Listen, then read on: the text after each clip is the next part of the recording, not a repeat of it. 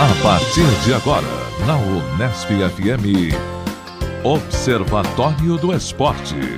O programa que dá bola a todas as modalidades esportivas.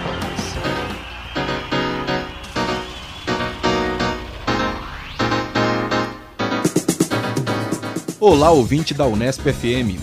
Hoje é sábado, 18 de agosto de 2012. Começa agora o Observatório do Esporte. Eu sou Luiz Moraes. E eu, João Paulo Benini. No Observatório de hoje, informação e análise sobre os acontecimentos esportivos da semana.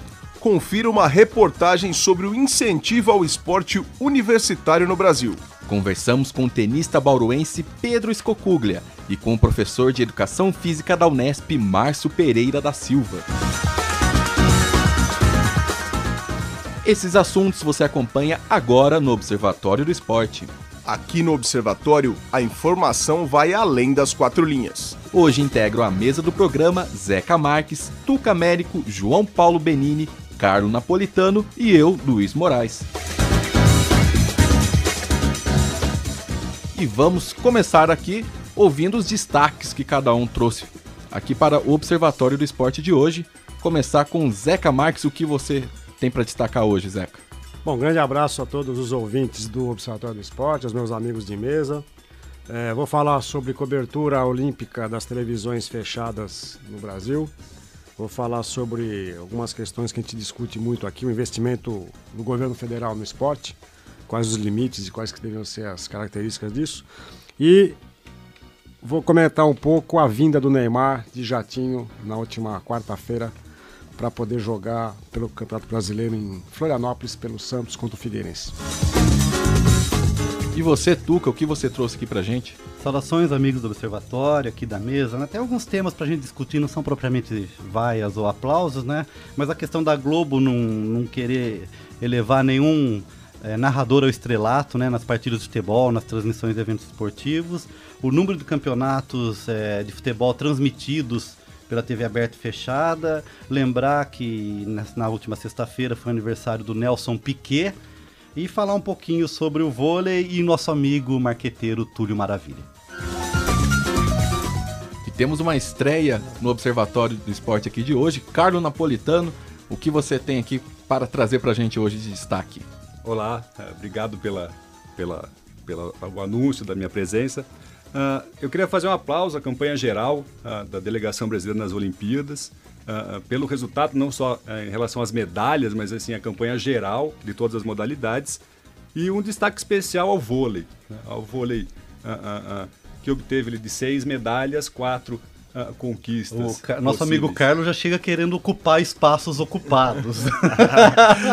O Carlos, que é, para o ouvinte que não conhece, é professor aqui da Unesp. Carlos, inclusive, acho que seria interessante você se apresentar para o ouvinte do Observatório, quais disciplinas que você dá na aula na Unesp, para o ouvinte conhecer um pouquinho mais você. Sua atividade pregressa no esporte. Eu sou professor de legislação e jornalismo, no curso de jornalismo. Sou professor de disciplinas também na Faculdade de Ciências e sou professor no curso de Rádio e TV de Realidade e Política Brasileira. Realidade Social e Política Brasileira. Faltou o principal, que sai a Piri, nossa querida Andressa Piri Borzillo, corintiana, entrou um palmeirense de estirpe, Carlo Napolitano. Estamos começando a virar o jogo, meu amigo Carlos. E também fazer um destaque em relação ao vôlei feminino da seleção americana, que teria a possibilidade de eliminar a seleção brasileira da Carlão, disputa. o Tuca falou sobre vôlei, porque tem tanta gente comentando vôlei aqui, mais um. Eu acho que eu não vou mais fazer programa no Observatório. O Zeca sempre disse que acha o vôlei um esporte muito, nas palavras de Zeca, muito chato. Né? E nós estamos chegando à conclusão que nessa mesa ele que é o chato. Até teria depois uma alfinetada ao Tuca, que em programas anteriores disse que o Brasil não teria sucesso no vôlei nas Olimpíadas. E acho que isso ficou demonstrado talvez a função de mãe de nada do Tuca América, a bola de cristal quebrou. Daí ele vai ter que falar. Caiu uma medalha em cima da bola de cristal. E temos os destaques aqui também do, como diria Zeca Marques, nosso medalha de ouro no jornalismo, João Paulo Benini, o Papa, o que você trouxe? Bom, Luiz, eu queria destacar primeiro o início do Campeonato Paulista de Basquetebol, aconteceu na última quinta-feira, rodada dupla com transmissão dupla da ESPN Brasil, os 2 jogos em São José dos Campos. Na preliminar, o basquete feminino de São José enfrentando Santo André, o atual campeão paulista, e depois no jogo de fundo, o clássico do Vale do Paraíba entre o time da casa São José e Mogi das Cruzes. Então, o basquete está num momento bom, um momento de crescimento, e os canais, agora a ESPN Brasil e depois a Sport TV com o Campeonato Nacional, vão dar essa força para o basquete voltar a se popularizar. E até nessa esteira, neste sábado, o Bauru Basquetebol estreia também no Campeonato Paulista. Você que está ouvindo agora o nosso programa pode ainda adquirir seu ingresso. Vai ser o jogo contra a Liga Sorocabana, às 18 horas na panela de pressão. Então, prestigie, o time está bem montado, acho que vale a pena. Outro assunto que eu quero colocar para discussão é a questão da renovação dos dois técnicos justamente do vôlei, Bernardinho e Zé Roberto Guimarães, que aí eu tenho uma visão para cada caso. Uma eu concordo e a outra me deixa com uma pulga atrás da orelha. Eu queria depois a gente discutir isso também. E você, Luiz, qual é o seu destaque? O que você vai trazer para a nossa discussão nesse programa? Bom, indo na carona da prata da seleção brasileira no futebol, vou falar um pouquinho de futebol de base, porque a Taça Belo Horizonte, que é um dos campeonatos mais prestigiados das categorias de base, começou aí nesse último dia de 15 de agosto, e é um torneio interessante aí de se observar, que vale lembrar que o Bernard, que hoje é uma das grandes estrelas do Atlético Mineiro, saiu justamente desse campeonato no ano passado. Então vou falar sobre futebol de base praticamente.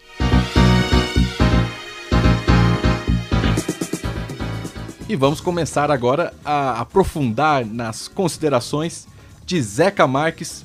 Zeca, você que já deu seus destaques, vamos começar aí com seus assuntos, então. Bom, eu ia fazer um salve especial à presença do Carlos Napolitano, nosso amigo do Departamento de Ciências Humanas. Como eu havia adiantado, eu acho que a cobertura da TV fechada no Brasil, especialmente Sport TV e ESPN Brasil, foi uma cobertura bastante satisfatória, no meu entendimento. O Carlão vai falar um pouco sobre a cobertura da TV aberta, né? A Record, que detinha os direitos de transmissão. Mas acho que na TV fechada, a Sport TV especialmente, foi, para mim, a cobertura mais ampla, né? Com 4 canais, com transmissões sempre priorizando os atletas brasileiros que estavam participando de partidas, jogos, competições decisivas. E com muitos comentaristas, como conversávamos antes do começar a gravação, muitos comentaristas que são ex-atletas, ex-técnicos, ex-árbitros daquelas modalidades, né? Isso configura, de certa forma, um padrão de cobertura esportiva no Brasil em que jornalistas pouco aparecem, né, na tarefa de comentar as competições. Você acredita, Zé, que isso demonstra também a falta de preparo dos jornalistas egressos dos nossos cursos em ter competência para trabalhar modalidades específicas? Exatamente isso, Tuca, porque veja, a gente sabe que vai acontecer a Olimpíada com muita antecedência, a gente sabe as datas, a gente sabe quais são as competições. Cerca de alguns meses antes do início dos Jogos Olímpicos, a gente já sabe quais modalidades terão presença de atletas brasileiros. Então a cobertura, de certa forma, ela é planejada a partir desse interesse, né, da presença ou não de brasileiros nas competições. Então, é tempo mais do que suficiente para as empresas de comunicação poderem treinar e capacitar seus funcionários, seus jornalistas, seus profissionais. A questão é a seguinte, mais uma vez eu repito aqui uma experiência num seminário do qual eu participei na Globo, agora no mês de julho, com o diretor de esportes da Globo, dizendo que ele prefere ouvir o artista, aquele que já esteve dentro do espetáculo, ele prefere ouvir os comentários desse artista, ou seja, o ex-jogador, o ex-atleta, do que ouvir apenas o crítico, né? Então ele acha que isso oferece ao telespectador uma visão diferente do esporte. Eu não discordo disso, eu só acho que tem que haver o balanço, tem que haver a harmonia, o equilíbrio com a voz do artista e a voz do crítico, né? E o João Paulo lembrava que a própria Sport TV mantinha em 2 modalidades essa dupla de comentaristas, né? Um ex-atleta e um jornalista especializado. Diga, João. No vôlei, que para mim tem um dos melhores comentaristas da TV fechada, que é o Marco Freitas, um ex-atleta de vôlei, um ex-técnico de vôlei, e que faz sempre comentários muito ilustrativos para quem não conhece a modalidade. Então explica o que é entrada de rede, saída de rede, função do líbero, função do meio de rede. E acho que isso é legal para trazer mais gente para o esporte. E sempre, junto com ele tinha o Nauber, o Carlão, ex-jogadores, ex-medalhistas olímpicos. Então acho que fica interessante. No atletismo, o Lauter Nogueira, que inclusive é figurinha carimbada aqui no Observatório, sempre atende a produção do Observatório, sempre dá a sua opinião. E dessa vez tinha o André Domingos como comentarista. O André, eu acho que ele está bastante aquém do que o Nauber e o Carlão conseguem fazer no voleibol. Então acho que o André poderia ter sido preparado melhor.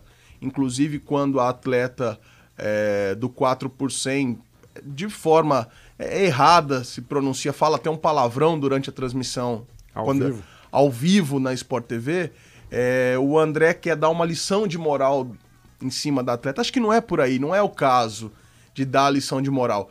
Acho que poderiam até ter passado por cima, ou depois explicado o momento. Olha, a atleta estava com emoção, se preparou 4 anos, não conseguiu chegar, foi uma forma de extravasar e tal.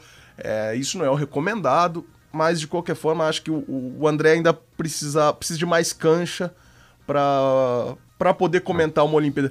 O que eu só questiono, Zeca, é de o jornalista se especializar em modalidades que tem na Olimpíada, vamos dizer, um taekwondo, um boxe, mas que na grade dos 4 anos entre Olimpíadas, o cara fica sem ter o que fazer.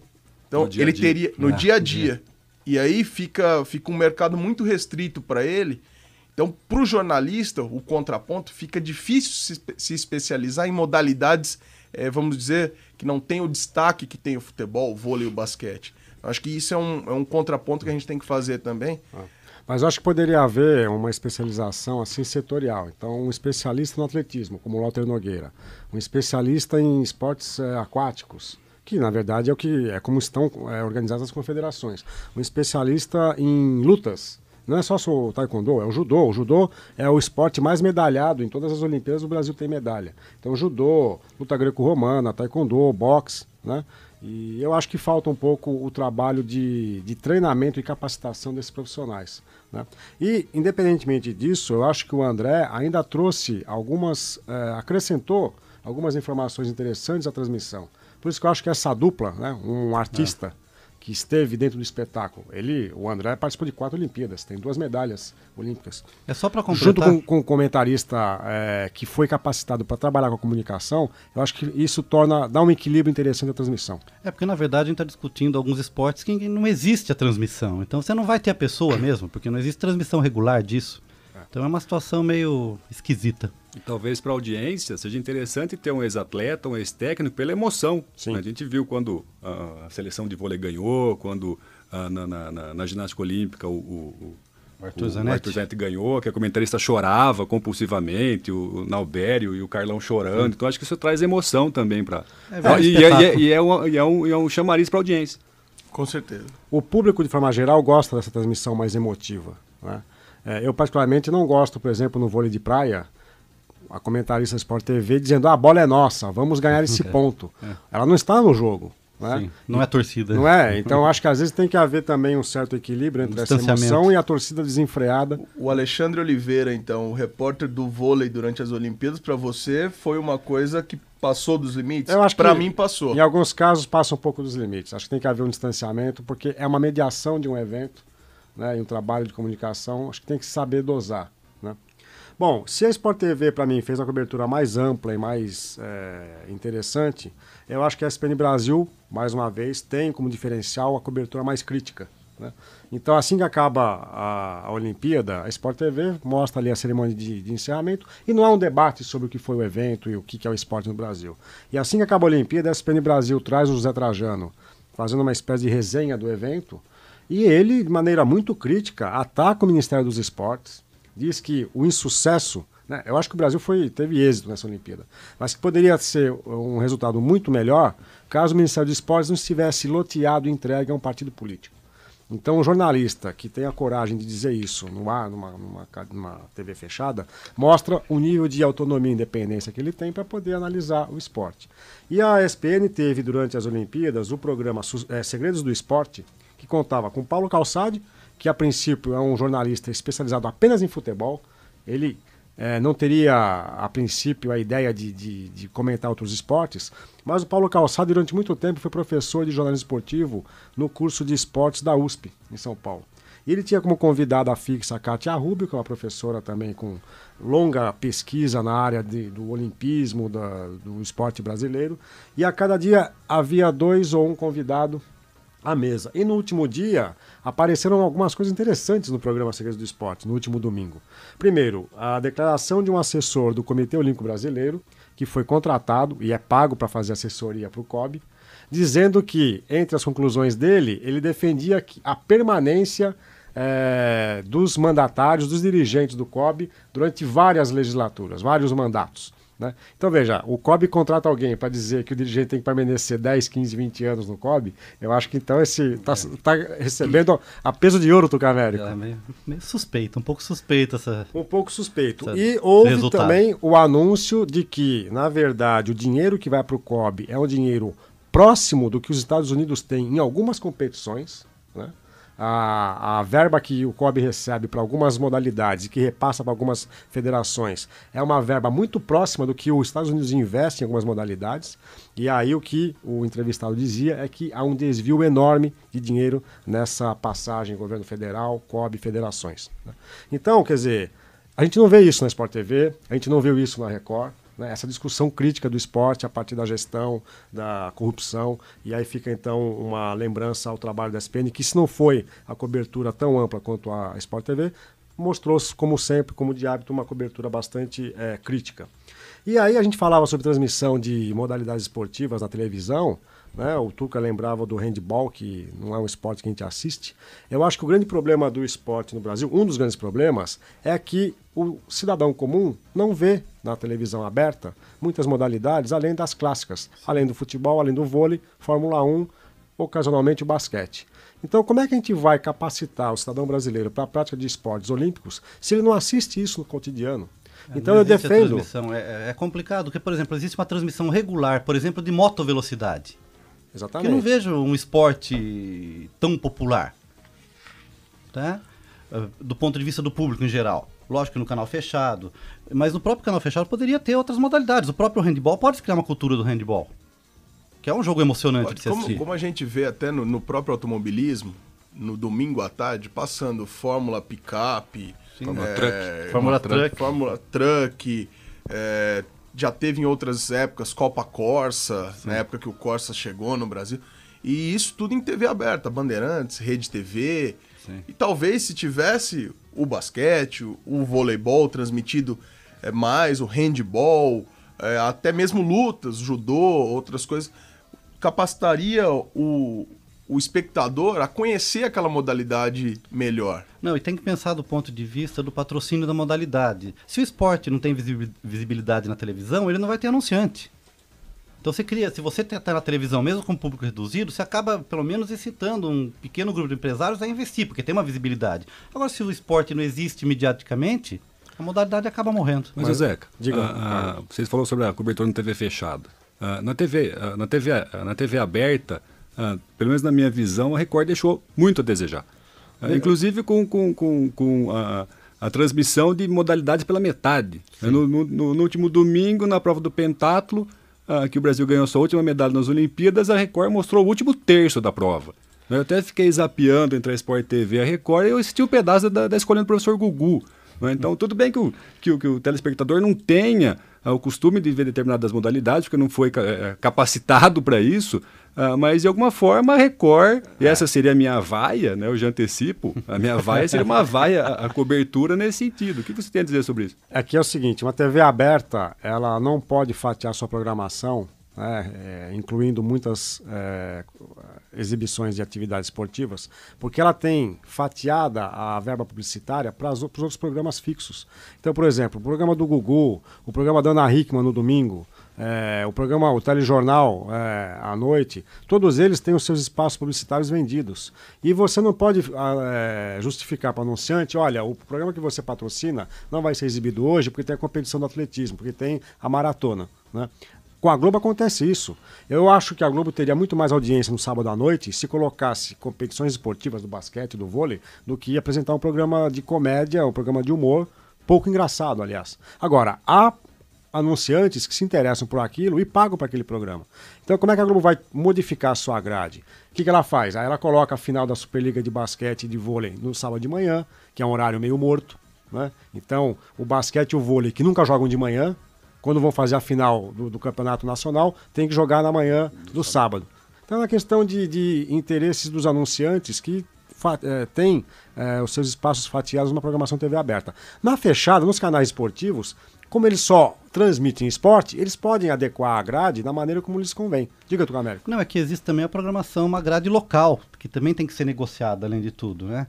E o que aconteceu com a Record, na verdade, é que ela devia ter anunciado o tempo todo que os Jogos Olímpicos foram transmitidos efetivamente pela Record News, que é onde foi que aconteceu, né, o evento de verdade. Então, quem queria assistir os Jogos Olímpicos tinha que sintonizar na Record News. E aí, outra questão que envolve algumas modalidades, a gente não sabe quanto tempo vai durar aquela competição. Um jogo de tênis, um jogo de vôlei, né? A gente não sabe quanto tempo dura. A gente sabe quanto dura uma competição de futebol, uma competição de basquete. Mas, enfim, há muitas modalidades que fogem do controle da grade, né?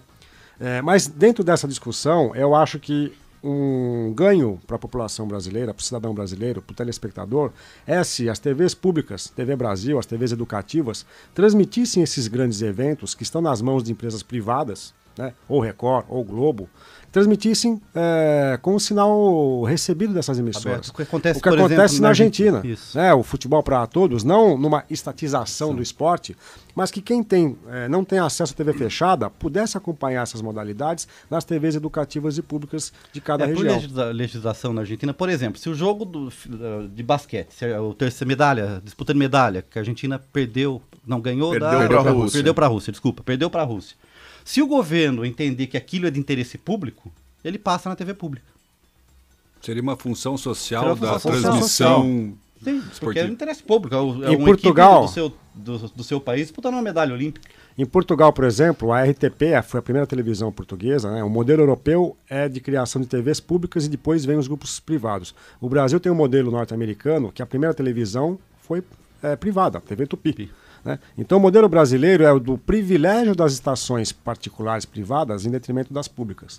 Só que, por exemplo, em Portugal, quando a RTP não tem condições de comprar os direitos dos jogos da seleção portuguesa em eliminatórias, por exemplo, em Copa do Mundo, o que acontece? O canal fechado compra, mas a RTP tem o direito de transmitir os jogos da seleção porque é um interesse público nacional. Né? Então, aí independe de quem comprou. O canal público vai ter o direito de transmitir isso para a população que não tem condições de pagar para uma TV fechada. O problema é que aqui no Brasil não questionar se um jogo do Corinthians ou do Flamengo é de interesse público. Para as nações seriam. Bom, por último, eu falei sobre o Neymar.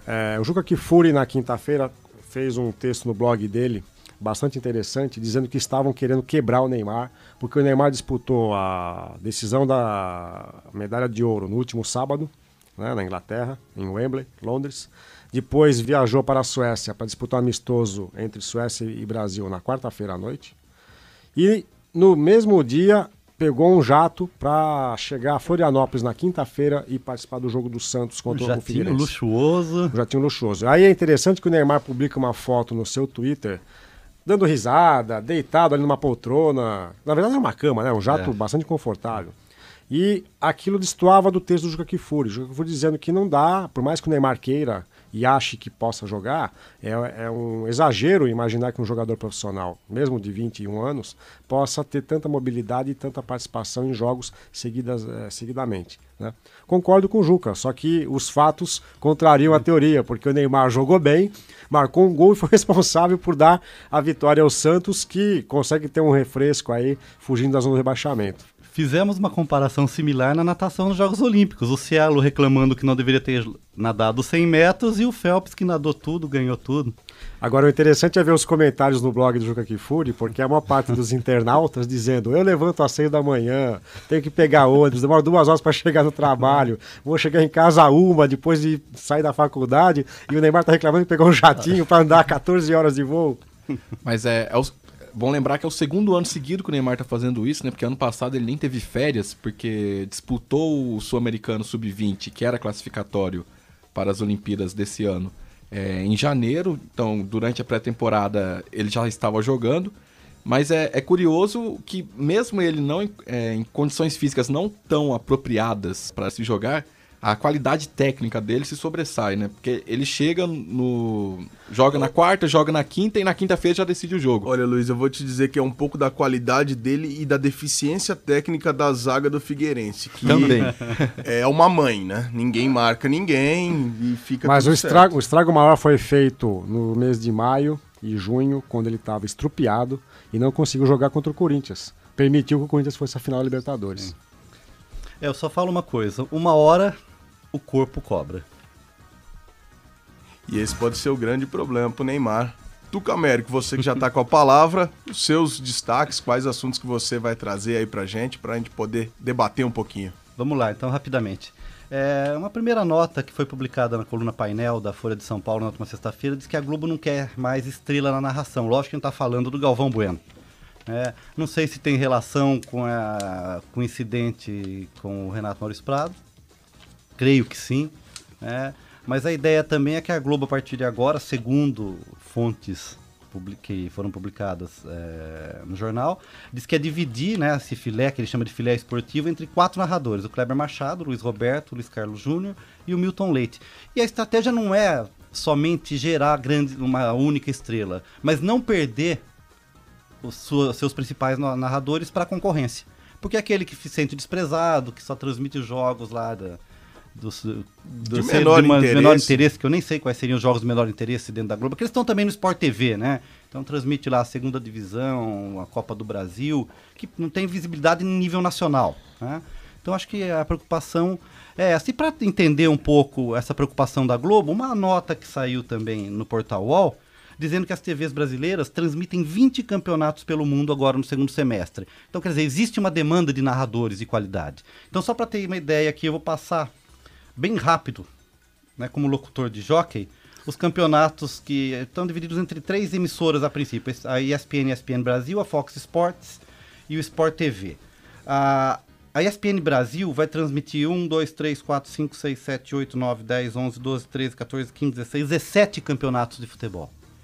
A Fox Sports, 4, e a Sport TV, 3. E tem a Band Esportes que transmite alguns que não estão nessas outras, sim, como o Campeonato Português, por exemplo. Então, quer dizer, a gente tem um mercado aí, meu amigo Papa, se você se transformar em locutor de futebol, você tem uma chance grande de cobrir uma dor de garganta de um locutor aí mais famoso. Olha, Tuca Américo, eu vou te dizer que a minha primeira experiência como locutor esportivo foi agora, inclusive nesse mês de julho, narrando os jogos regionais lá na minha cidade, em Dracena. E vamos dizer que eu deixei a desejar bastante.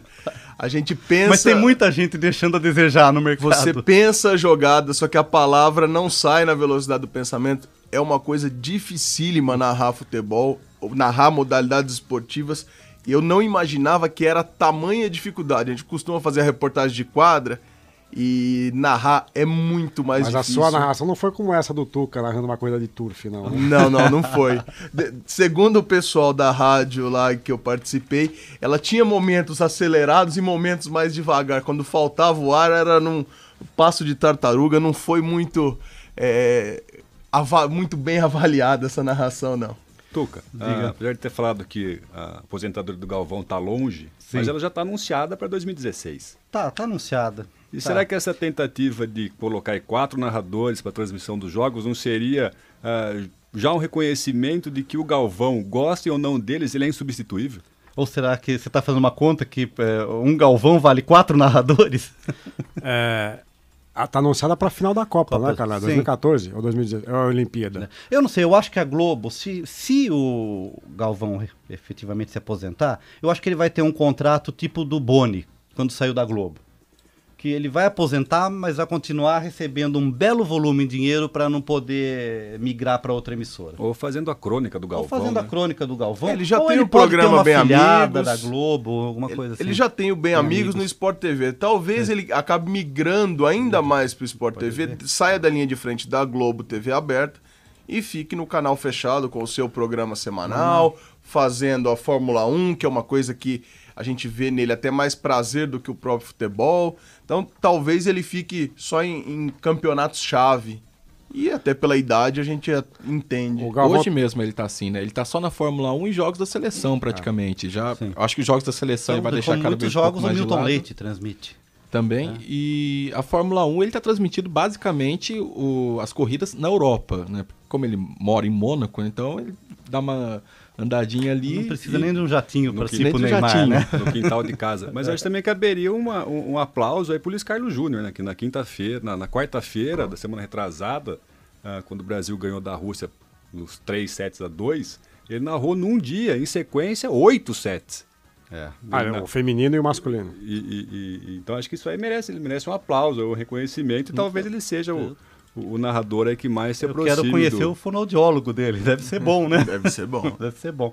Bem, rapidamente, só uma notinha que Túlio Maravilha tem reestreia marcada para 15 de setembro. Tem uma foto no Portal UOL onde está segurando o bilhetinho que ele diz: o que eu prometo, costumo cumprir. Esse ano, 2012, eu farei 1000 gols. Então, a que custo isso, né? Essa jogada de marketing vira uma coisa...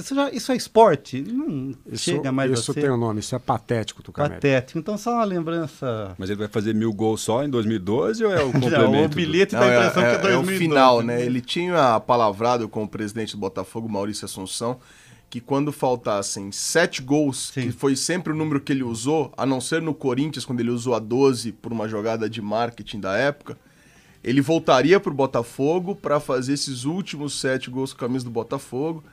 A ideia dele era que fosse no Maracanã, mas em função da reforma do estádio vai ser... Mas vai dar tempo, no Engenhão. Chegar lá. Só dá 7 pênaltis pro Botafogo. O Túlio nunca foi de errar muito pênalti, fica tudo certo. E fica até o momento que lembraria do Pelé, com aquela exposição total nele no goleiro. Só não pode amarelar e errar o centésimo, o milésimo no caso. Tá, ok. Uma lembrança pro meu amigo Luiz, né, que nessa sexta-feira Piquet completou 60 anos. O Piquet que parece ser um pouco injustiçado, né, lembrado como grande campeão, como foi Ayrton Senna, né, então existe uma distância na memória das pessoas entre esses dois personagens. Tá? Então só essa lembrança, não sei se o Luiz quer comentar. Só lembrar que o Nelsinho Piquet, né, que corre na Truck Series, que é, digamos, uma terceira divisão da NASCAR, ele vai correr com um capacete em homenagem ao pai, com aquela gota vermelha, né, que tinha no capacete tradicional, e a escrita Piquet com K, não com QU. Porque o Piquet, no começo, né, da carreira dele, ele queria, digamos que fugir do pai dele, né? O pai dele não gostava da ideia do filho correr, né, em automobilismo, essas coisas. Então ele corria com K no nome para fugir, né, um pouco do pai.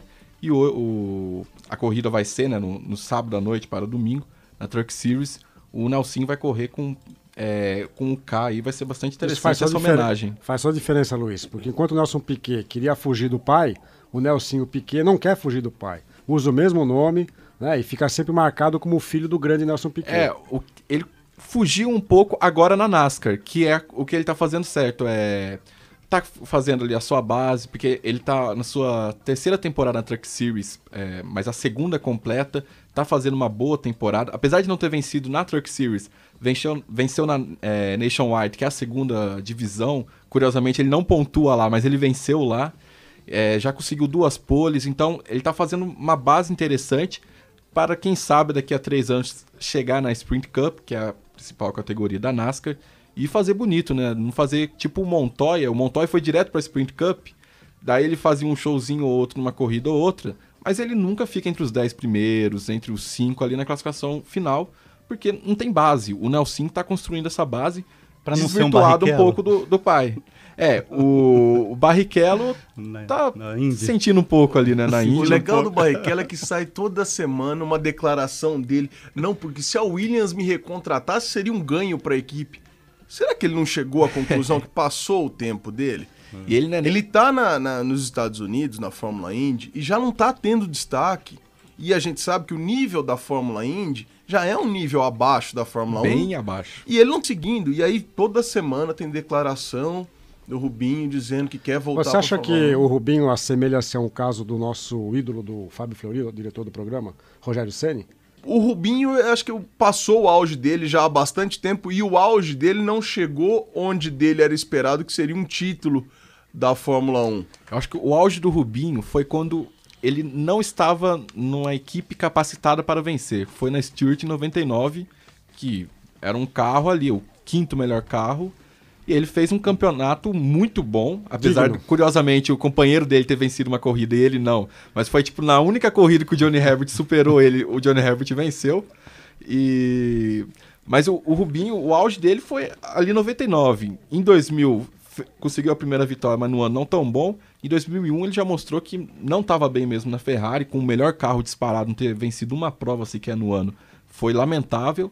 2002, 2003 ele conseguiu equilibrar um pouco ali com o Schumacher, mas aí a Ferrari dá total prioridade pro Schumacher, não deu mesmo pro Rubinho. E a diferença de braço era gritante também. E nessa sexta-feira tem um artigo na Folha de São Paulo do colunista Fábio Seixas reconhecendo o mérito tardio do Piquet.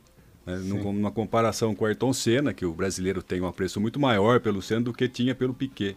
E na colocação dele, ele como sempre um torcedor de Fórmula 1 e depois um profissional da área, um comentarista, ele com a maturidade, hoje ele reconhece que o Piquet, 60, ele foi um dos melhores e teve grande mérito aí na sua carreira. E colocando o lado do vilão do Piquet, falando que é impossível ter um personagem de histórias em quadrinhos chamado Piquezinho.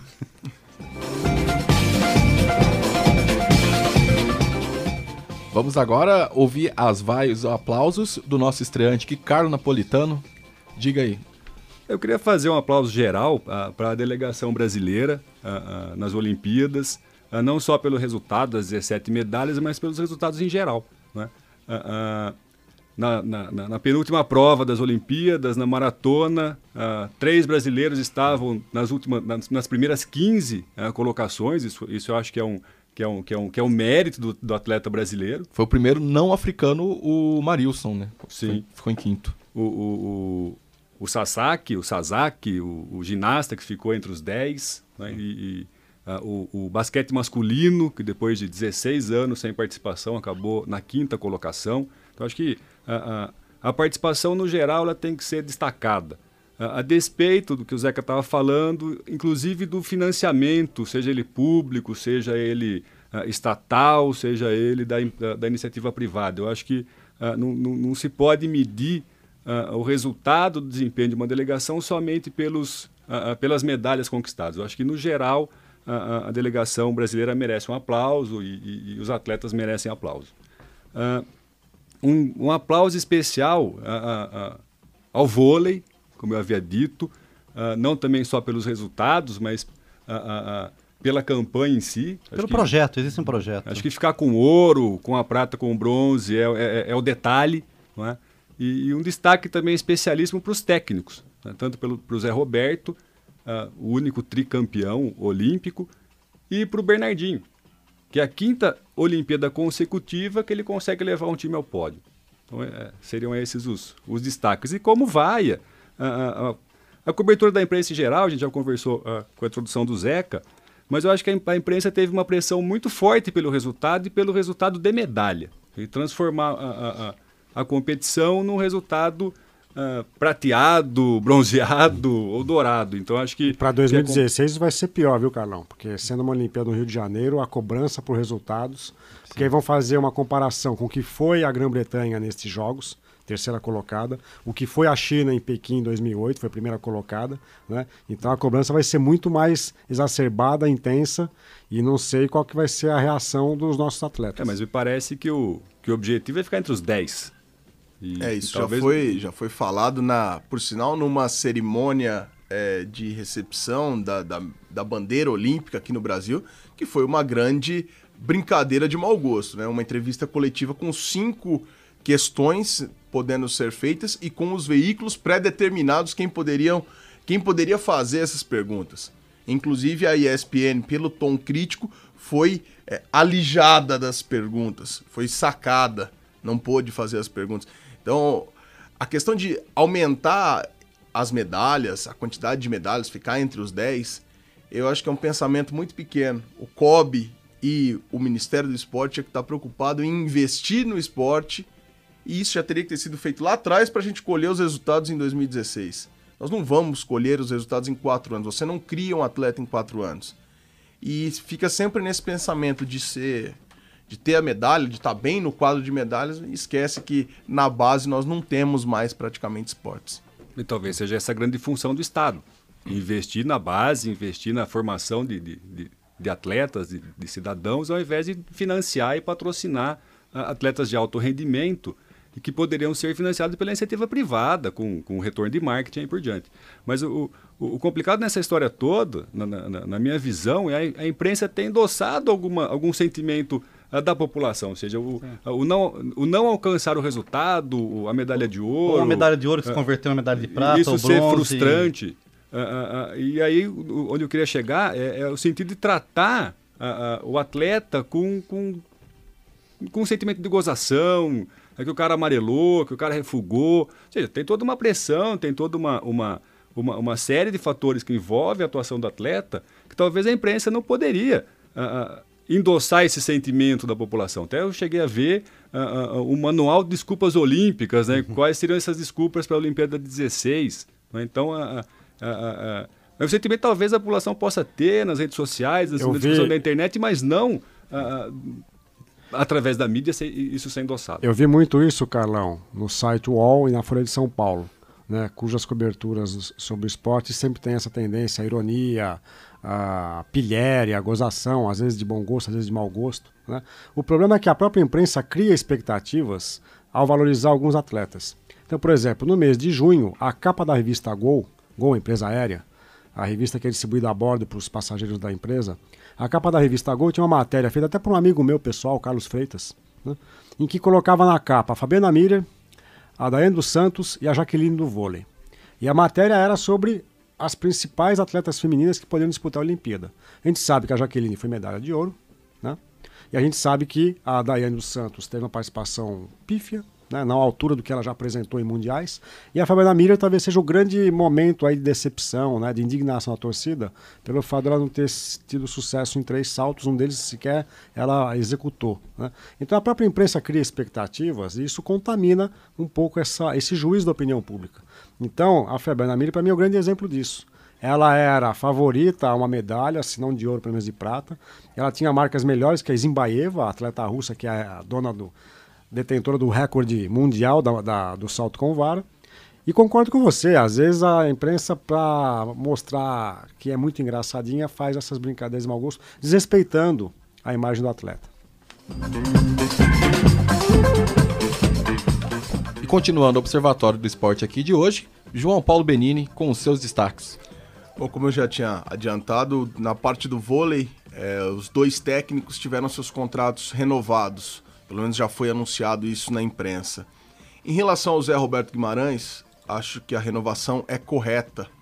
Ele está já há algum tempo na seleção, conseguiu o bicampeonato olímpico e você nota nas jogadoras, apesar de uma ou outra declaração que entrou, como a da Paula Pequeno, dizendo que foi mal aproveitada. Não foi mal aproveitada, ela estava mal e perdeu a posição.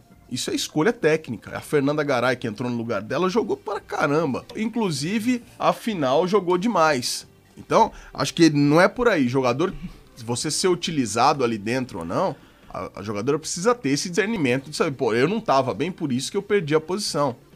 E agora vai ter uma reformulação nessa seleção. A Fabi deve sair, a própria Paula Pequeno deve sair. Então, acho que o Zé Roberto está integrado, coisa que o Bernardinho, para mim, faltou. A renovação. Na seleção masculina tinha os chamados senadores, que eram Giba, Serginho, Rodrigão e o Dante. Os 4 medalhistas olímpicos, ouro olímpico em Pequim em 2004. Enquanto o Serginho continuava jogando muita bola, o Giba foi lá passear, no bom sentido, tem a função da experiência, de passar tranquilidade. Transforme o Giba no assessor técnico, no auxiliar técnico. No auxiliar.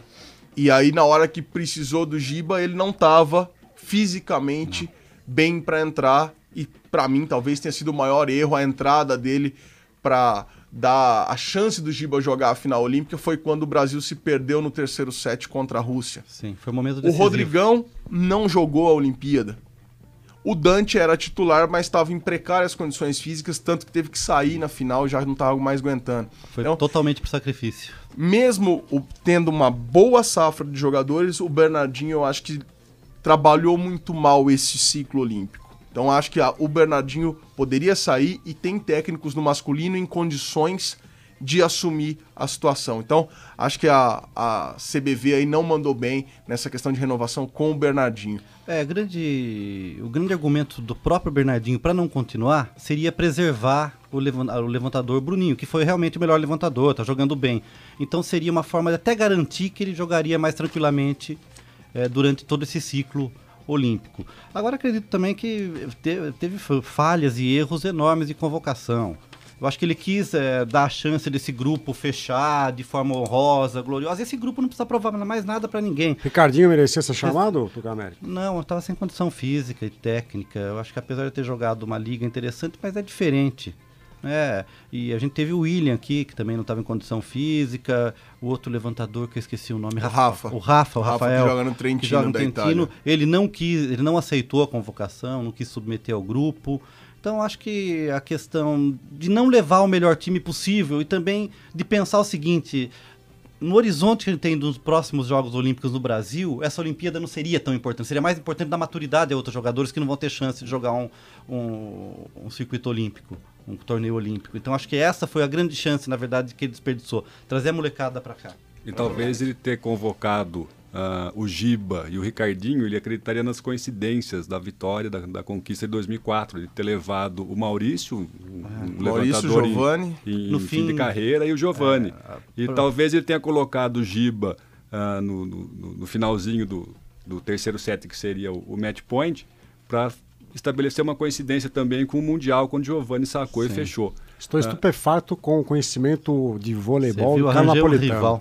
Exatamente. E na verdade, eu acho que para fechar esse assunto, o Bernardinho se mostrou muito mais supersticioso que o próprio Zé Roberto. É isso que eu queria dizer. Para encerrar, gostaria de falar do basquete. O basquete que eu até acabei me prolongando na fala inicial. Teve início o Campeonato Paulista, que é o estadual mais importante do cenário nacional. Na quinta-feira, 2 partidas em São José dos Campos, com os 2 times da casa enfrentando no feminino Santo André, atual campeão, e Mogi das Cruzes no Clássico do Vale do Paraíba. A modalidade está voltando a despertar interesse no Brasil. Acho importante que a TV realmente mostre as partidas e, na medida do possível, mostrar até mais de uma por semana. Tem condições disso. E hoje, nesse sábado, o Bauru Basquetebol Team estreia também no Campeonato Paulista contra a Liga Sorocabana, às 18 horas na panela de pressão. Quem ainda não tem o seu ingresso, acho que é um belo programa para esse sábado. Então, corra até a panela de pressão, a bilheteria está aberta, prestigie o time, porque esse é o ano para Bauru chegar numa final. Até mesmo em função dos outros times terem se enfraquecido, só São José que se fortaleceu. Então, esse é o ano para o Bauru Basquete no Campeonato Paulista. Você que está aqui na Cidade Sem Limites, aproveite o finalzinho desse sábado e vá à panela de pressão para prestigiar o esporte local. Luiz, quais são os assuntos que você vai trazer para a nossa discussão? Lembrar que começou a Taça Belo Horizonte agora no último dia 15 de agosto, que é um torneio que revela bastante jogadores. O grande exemplo é o Bernard na Taça do ano passado, que fez o gol do título do Atlético Mineiro e agora está destruindo no elenco principal. Lembrar que tem alguns times principais favoritos ao título, Corinthians e o América Mineiro, que são times que estão fortes ali na base, que disputaram a última Libertadores da categoria Sub-20, e também os times locais, o Atlético Mineiro, o Cruzeiro, que dão muita importância a esse torneio. Essa taça talvez seja a segunda mais importante da categoria, perdendo para a Taça São Paulo, que acontece em janeiro. Taça interior. São Paulo, exatamente. Que esse ano vai ter um ano a mais na idade, porque eles chegaram à conclusão que o Sub-18 estava sendo muito precoce, já forçava esses jogadores praticamente irem para o time de cima. Então, para esse ano é Sub-19, então vai ajudar, vai dar um ano a mais aí para a molecada na base. Que a porcentagem de gatos era maior. Pode ser também, né? O Observatório do Esporte vai tratar agora de um assunto que ainda deve receber muita atenção até o ano de 2016, o incentivo aos esportes universitários. O esporte universitário nos Estados Unidos é tido como um exemplo para conciliar a prática esportiva e os estudos. O mesmo, entretanto, não ocorre no Brasil. Com a falta de apoio do governo e as más condições de treinamento, muitos atletas brasileiros deixam o país para treinar e estudar. O bauruense Pedro Scocuglia é um deles. Ele foi para os Estados Unidos para atuar na Liga Universitária de Tênis.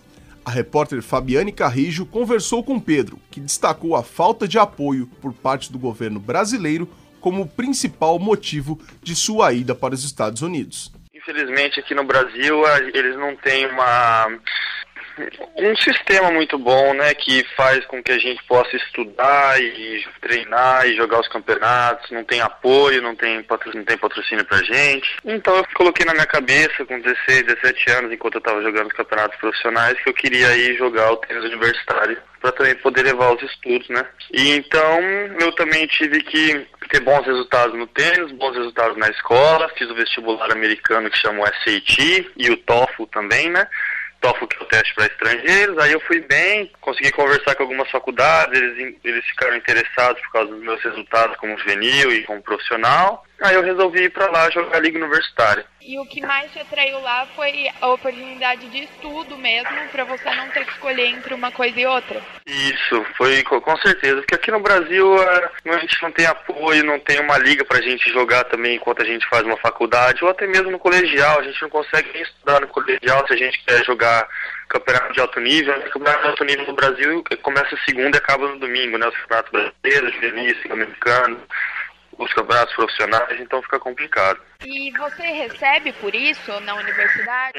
Sim. Eu fui com bolsa de estudos, aí eles pagam tudo que eu preciso lá na faculdade, como a tuition, né, que é a própria faculdade, tem a alimentação, tem os livros, tem moradia. Então, sim, eles têm uma ajuda muito boa e acabo gastando quase nada. Quem também conversou com o Observatório sobre a falta de apoio ao esporte universitário no Brasil foi o professor de Educação Física da Unesp, Márcio Pereira da Silva. Em entrevista ao repórter Gabriel Cortez, Márcio ressaltou a importância da criação de uma política pública que incentive o esporte universitário. Apoio do governo brasileiro ao esporte universitário no país. É um apoio muito diferente do que tem acontecido, por exemplo, nos Estados Unidos. Inclusive, atletas brasileiros, jovens, saem daqui do Brasil para ir estudar nos Estados Unidos e receber bolsa, receber apoio, porque é mais fácil, é mais viável para eles. O que o senhor acha que falta para, definitivamente, a esfera pública brasileira, as universidades públicas brasileiras darem o suficiente apoio aos seus atletas? Falta o incentivo do governo? Isso depende de política pública.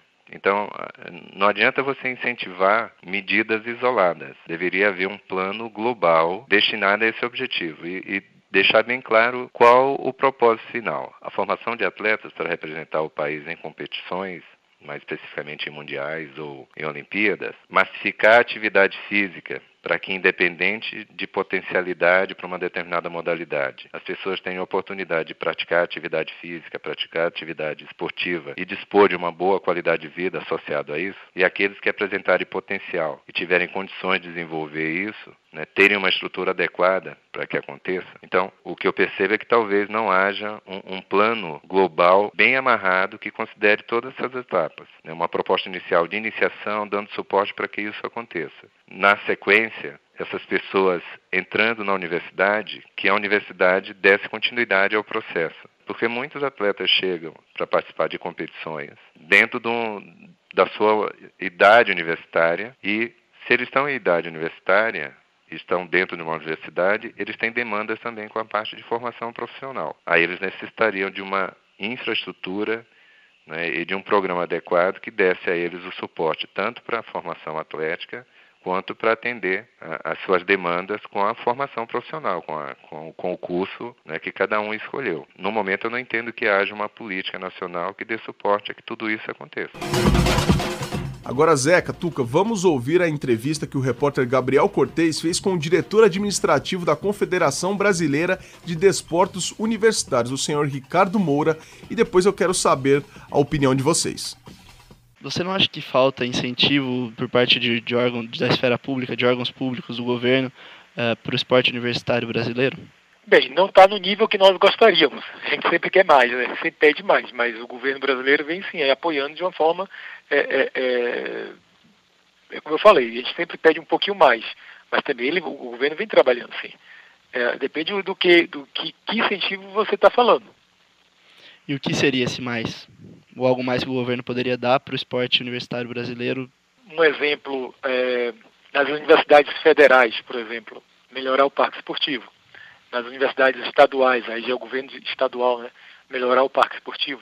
Eu não sei como é o parque esportivo da sua faculdade, mas a grande maioria das universidades federais, hoje acredito que estaduais também, não tem um parque desportivo assim, com nível de qualidade excelente. Certo, e a gente tem muitos atletas brasileiros que vão estudar fora do país para receber bolsa atleta. Qual a sua opinião sobre isso? O senhor acha que eles vão porque no exterior tem mais incentivo? O que o senhor acha? Depende do incentivo que você está falando.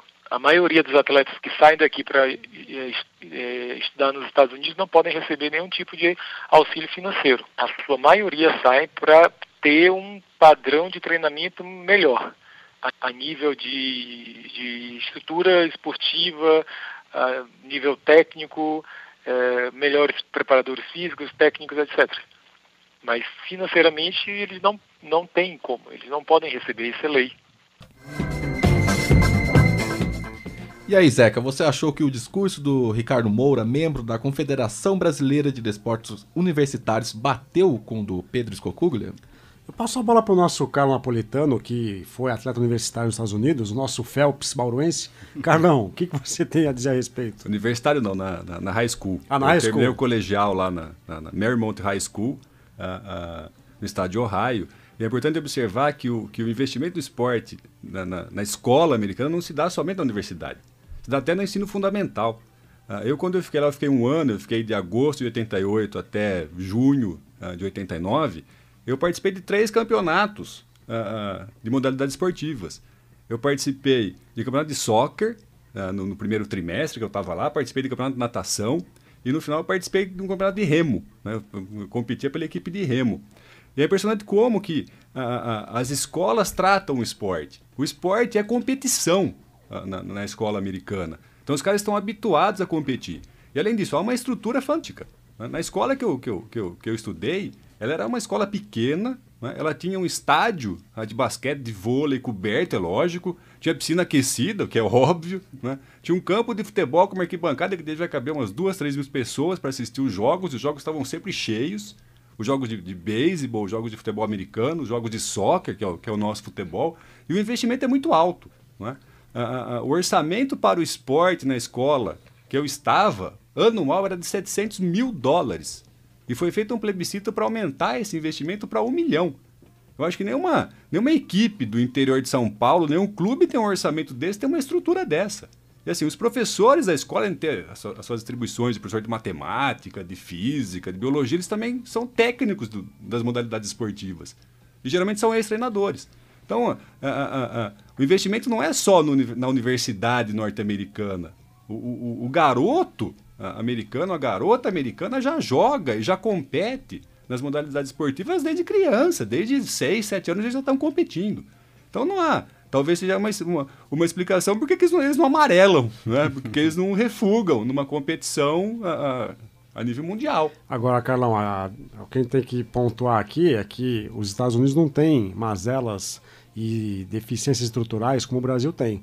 Então, enquanto no Brasil a gente tiver quase metade da população sem acesso ao saneamento básico, água e esgoto, quer dizer, como é que a gente pode imaginar que o governo vai investir no esporte se há tantas mazelas sociais e estruturais a serem consertadas? Por isso que eu disse que não dá para comparar, não dá para fazer uma comparação do esporte americano, esporte universitário com o nosso. Tá, só para fechar, eu queria destacar o despreparo do presidente da Confederação Brasileira de Desportos Universitários com respostas evasivas que não acrescentaram nada. Então, uma vaia para ele.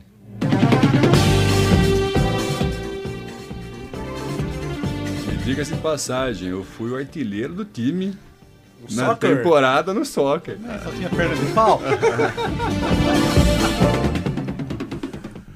O Observatório do Esporte chega ao fim. Locução de João Paulo Benini e Luiz Moraes. Comentários de Zeca Marques, Tuco Américo e Carlos Napolitano. Equipe de reportagem Rodrigo Pessoa, Gabriel Cortez, Fernando Martins e Fabiane Carrijo. Direção de Fábio Fleury, produção técnica de Silvestre Oliveira. O Observatório do Esporte é um projeto de extensão universitária financiado pela PROEX, a Pró-Reitoria de Extensão da Unesp. O Observatório é coordenado pelos professores doutores Marcos Américo, Ângelo Sotovia Aranha e José Carlos Marques. Até a próxima semana. Até lá, Observatório do Esporte, informação além das 4 linhas.